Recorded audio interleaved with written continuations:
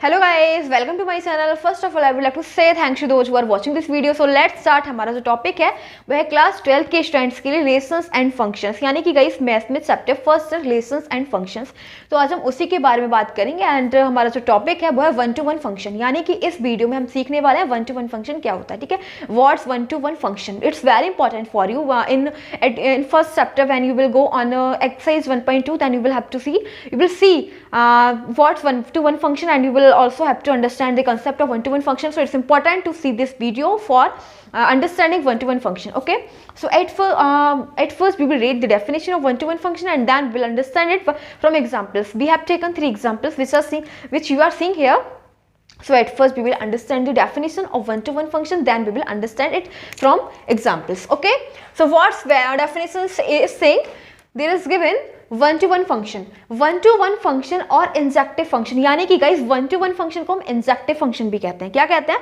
1-to-1 function को हम injective function भी कहते हैं, इट्स कॉल्ड। और व्हेन देखो when each element of domain is mapped with unique element of codomain then it is called injective और 1-to-1 फंक्शन। यानी कि गाइस देखो हमें क्या दे रखा है, इसमें दे रखा है कि 1-to-1 फंक्शन और इंजेक्टिव फंक्शन को तब कहेंगे हम उसको कि फंक्शन है ये 1-to-1 जब ईच एलिमेंट ऑफ डोमेन, यानी कि डोमेन में जितने भी एलिमेंट है सभी, ठीक है, सभी एलिमेंट डोमेन के is mapped with unique element of codomain, यानी कि उनकी जो मैपिंग होगी, जैसे कि अब 10 का रिलेशन किसके साथ है? 1 के साथ, 20 का रिलेशन किसके साथ है? 2 के साथ, 30 का मैपिंग किसके साथ है? 3 के साथ। तो उनकी मैपिंग जो होगी ना वो कोडोमेन के यूनिक एलिमेंट के साथ होगी। यूनिक का मतलब सिंगल, ठीक है, उनके पास एक ही एलिमेंट के साथ उनकी मैपिंग होगी। समझ रहे हो ना आप? उनके पास यूनिक एलिमेंट होगा, उनकी जो मैपिंग होगी, उनका रिलेशन जो होगा डोमेन में जितने भी एलिमेंट्स हैं सभी का जो रिलेशन होगा वो कोडोमेन में जितने भी एलिमेंट है उनके साथ कैसा रिलेशन होगा? सिंगल एलिमेंट के साथ, ठीक है, यूनिक का मतलब सिंगल एलिमेंट के साथ। तो हम इसको क्या बोलेंगे? इंजेक्टिव और 1-to-1 फंक्शन। ठीक है, अब हमने डेफिनेशन को रीड किया और देखो हम इस प्रकार से डिफाइन करेंगे F such that A to B, ठीक है, जहां पे ए क्या है? डोमेन है और बी क्या है? कोडोमेन है। समझ रहे हो ना? ए क्या है? डोमेन है और बी क्या है? कोडोमेन। अब आप देख रहे हो हमने ए जो इसको हम ये भी बोल सकते हैं सेट ए और सेट बी, ठीक है, मतलब डोमेन को हम बोलेंगे सेट ए और कोडोमेन को क्या बोलेंगे? Set B. ठीक है, तो हमने सेट ए में 3 एलिमेंट्स लिए, वो है 10, 20 और 30।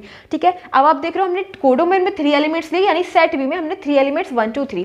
क्या बोल रही है डेफिनेशन में बोला गया है कि जो भी डोमेन में जितने भी एलिमेंट्स है सभी का रिलेशन, सभी का, ठीक है, जैसे 10 का भी रिलेशन है 1 के साथ, 20 का रिलेशन है 2 के साथ और 30 का रिलेशन है 3 के साथ। ठीक है, आप देख रहे हो कि सभी एलिमेंट्स का जो रिलेशन है केवल सिंगल एलिमेंट के साथ है, इसके सिंगल एलिमेंट के साथ रिलेशन। ठीक है, तो हम क्या बोलेंगे?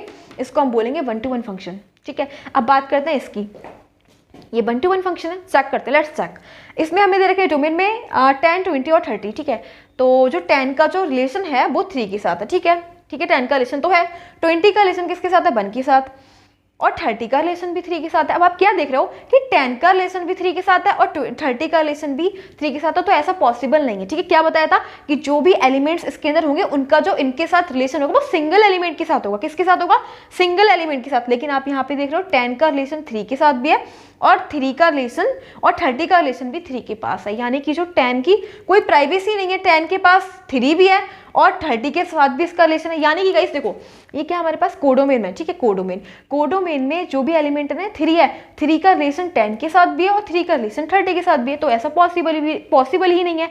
30 का रिलेशन केवल 3 का रिलेशन केवल एक ही एलिमेंट के साथ होना चाहिए था, लेकिन हम यहाँ पे देख रहे हैं 10 से भी इसका रिलेशन और 30 के साथ भी है, तो ये पॉसिबल नहीं है, इसलिए ये 1-to-1 फंक्शन नहीं है। ठीक है, अब देखो इसको चेक कर लो, क्या ये 1-to-1 फंक्शन है? देखो इसमें हमने जो भी एलिमेंट्स दिए सभी के पास अपनी क्या है? इमेज है। ठीक है, सभी के पास क्या है? अपनी इमेज है। इमेज का मतलब इसके साथ रिलेशन है। देखो जो भी एलिमेंट है सभी के साथ रिलेशन है, तो फिर और भी चेक करते हैं। और सिंगल एलिमेंट के साथ है। सिंगल एलिमेंट का मतलब 1 का रिलेशन ए के साथ, 2 का रिलेशन बी के साथ, 3 का रिलेशन डी के साथ, 4 का रिलेशन सी के साथ, तो सिंपल इसको क्या बोलेंगे? ये 1-to-1 फंक्शन है। समझ में आ गया?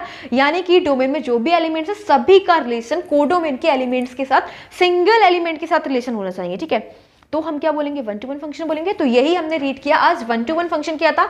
आई होप कि आपके समझ में आ गया होगा कि वन टू वन फंक्शन क्या क्या क्या होता है, और ये बहुत इंपॉर्टेंट कंसेप्ट है। जब आप एक्सरसाइज 1.2 पढ़ेंगे तब आपको समझ में आएगा कि वन टू वन फंक्शन की क्या वैल्यू है, ठीक है, यानी कि इसको हम कैसे अंडरस्टैंड करेंगे, एंड इसकी बहुत इंपॉर्टेंस है, ठीक है। जब आप जाएंगे 1.2 एक्सरसाइज पे देन यू विल अंडरस्टैंड।